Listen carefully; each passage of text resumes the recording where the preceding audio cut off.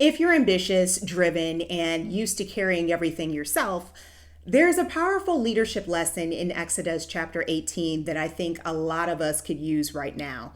And so this is the chapter where Moses' father-in-law, Jethro, quietly watches how Moses is leading the people and realizes something that Moses himself cannot see. What Moses was doing was not sustainable. And so at this point, people are coming to Moses all day long to resolve their disputes and problems. Again, think of him as a judge, right? And so from morning until evening, Moses is the bottleneck.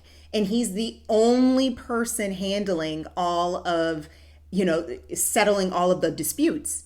And so Jethro, being wise, pulls Moses aside and says, hey, listen, what you're doing is not good. You will surely wear yourself out. Not because Moses lacked heart, not because Moses lacked capability, but because no one was meant to do everything alone. And so there's quite a few different insights that we can learn from this lesson. And so number one, burnout can hide behind good intentions, okay? Again, burnout can hide behind good intentions because Moses had a genuine desire to serve, but he was willing, he was actually willing to stand there all day to make sure that he was in a position to help everyone, right? But good intentions doesn't make unsustainable systems sustainable, right? And that's something that I've learned as I've gotten older. Time is a scarce resource and energy is limited. I know because by the end of the day, I end up feeling like the Energizer Bunny, like my battery just wanes. And so even if you want to do it all, you simply just cannot do it. And I know this personally. I'm very ambitious, totally type A. And, I do like to be in control of a situation. And I like to excel at whatever it is that I do. And still, I can't do it all. And I know that. So another thing that we can learn is, gatekeeping is not leadership. Gatekeeping is not leadership. I feel some people need to hear that one twice, okay? Jethro doesn't tell Moses to stop serving. He tells Moses to train other people, delegate, equip them, teach them. And see, that's why I've never believed in gatekeeping. When someone comes to me with a problem, my instinct is to literally tell them everything that I know about that particular subject because I'm big on if you teach someone how to fish, then they can go and feed someone else, right? That's where real impact takes place.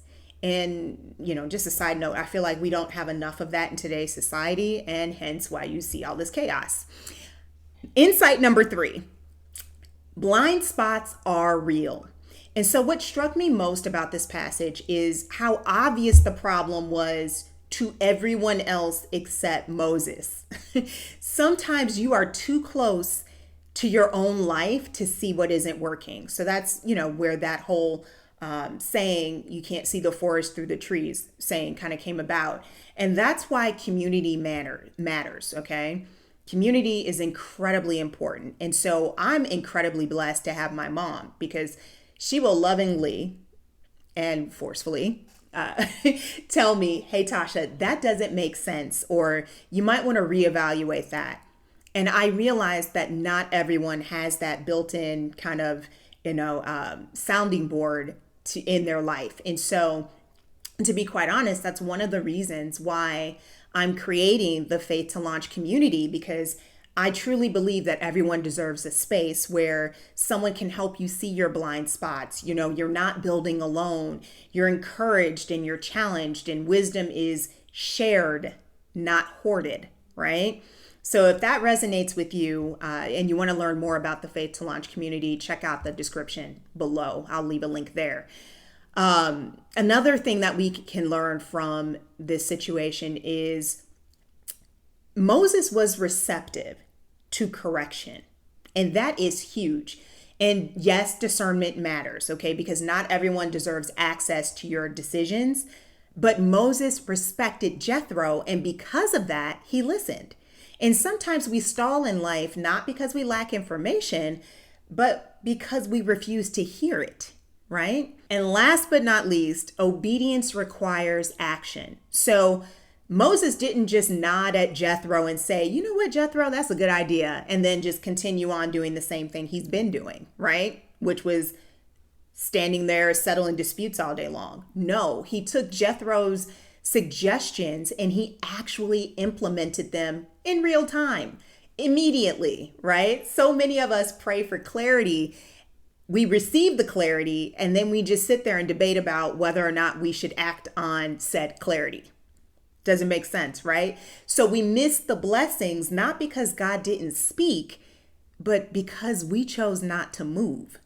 And so if you're tired, you're overwhelmed, you're stretched too thin, I want you to ask yourself these questions, all right? Where am I trying to carry a load that was never meant to carry alone, right?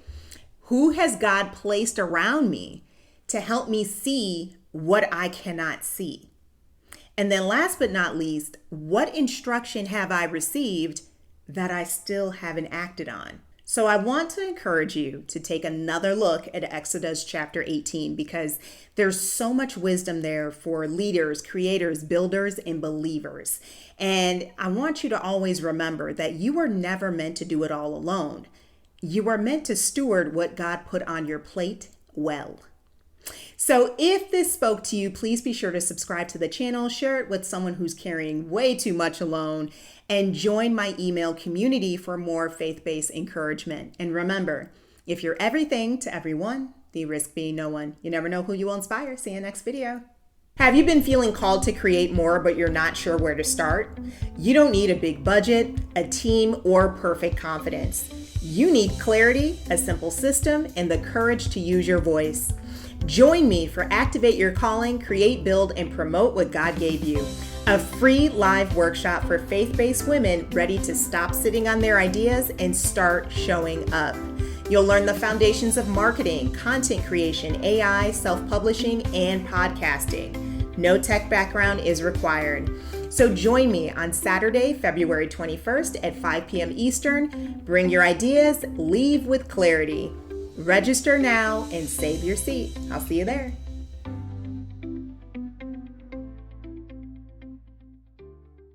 Have you ever looked at your life and thought, God, I thought I'd be farther along than this? Maybe you're single, maybe you're rebuilding, maybe life hasn't gone the way you planned. Let me remind you of a truth most people won't say out loud. Your life does not start when a relationship begins, your purpose doesn't wait on a ring, and your calling doesn't need permission from anyone but God. And that's exactly why I wrote How to Live an Extraordinary Life with or Without Mr. Right. This isn't another book telling you to sit still and wait. It's a roadmap for becoming the woman God created you to be. In your joy, in your purpose, in your gifts, in your confidence. Inside, you're going to learn how to hear God's voice above the noise, build a life that excites you, break free from comparison and timelines, and walk boldly, knowing you are already whole. You are not behind, you are not forgotten, you are becoming. Grab your copy today and let's build the extraordinary life God designed for you.